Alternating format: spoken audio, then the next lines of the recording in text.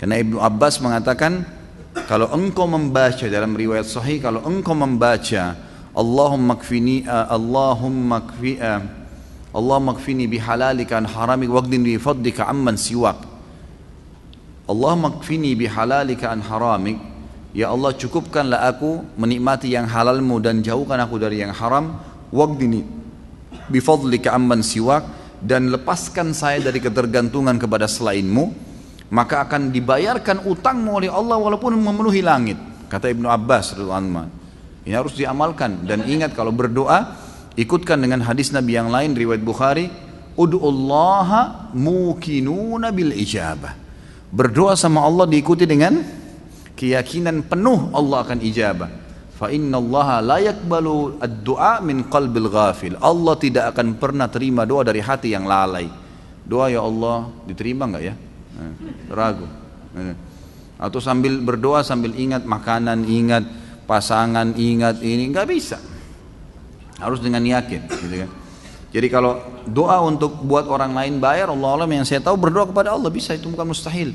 Pernah terjadi dalam sebuah riwayat yang sahih, Umar bin Khattab pada saat mengirim pasukan di perang Qadisiyah, menembus benteng-benteng Persia.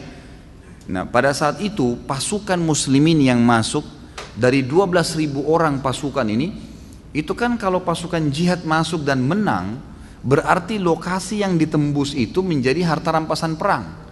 Jadi miliknya mereka, miliknya mujahid. Jumlah mereka kecil, wilayah Persia besar, gitu kan. Ini kalau dibagi ini luar biasa gitu. Maka waktu itu mereka sudah mau bagi. Tapi sebelumnya minta saran Umar bin Khattab. Umar berpikir untuk apa? Mujahid ini nggak butuh sebanyak ini. Maka Umar bin Khattab juga berpikir mereka mu'allaf, baru masuk Islam, baru mengenal Islam lebih baik. Ganimah ini harta rampasan perang dibagi aja, tetap pemiliknya tapi dikasih setengah kepada para mujahid. Waktu itu Bilal radhiyallahu anhu sahabat Nabi yang lain menolak. Waktu Umar bin Khattab kasih keputusan, kata Bilal, ya Amir Mukminin, jelas hukum agama kita, gitu kan? Ini dibagi untuk mujahidin.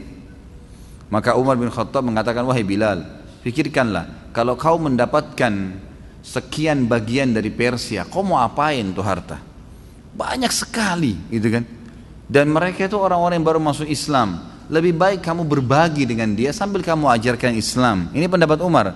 Tapi Bilal tetap ngotot, nggak mau.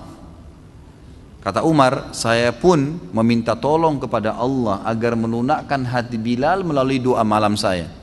Maka Umar bin Khattab sujud berdoa kepada Allah di salat malam, ya Allah lunakkanlah hati Bilal, ya Allah lunakkan, terus begitu. Kata Umar radhiyallahu anhu, pas tiba habis salat subuh, Bilal datang kepada saya mengatakan, saya ridho kepada hukummu hai Amir Mukminin, gitu kan? Jadi bukan mustahil berdoa, doakan, ya Allah lunakkan hatinya supaya dia bisa membayar utangnya, gitu kan? Sambil tentu kita muhasabah teman-teman sekalian. Jadi kadang-kadang kita juga ini terlalu banyak terlalu pintar menyalahkan orang, tidak bermuhasabah.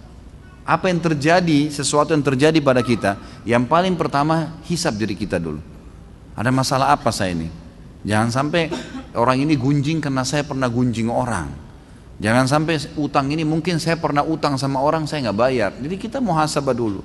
Kalau kita sudah tidak temukan variabel kesalahan kita, nah baru gitu. Baru kita mungkin ini cobaan murni, bukan karena kesalahan saya. Tapi kalau kita memang dasarnya ada kesalahan dulu, mintalah kepada Allah mudah-mudahan jadi pengampunan dosa gitu.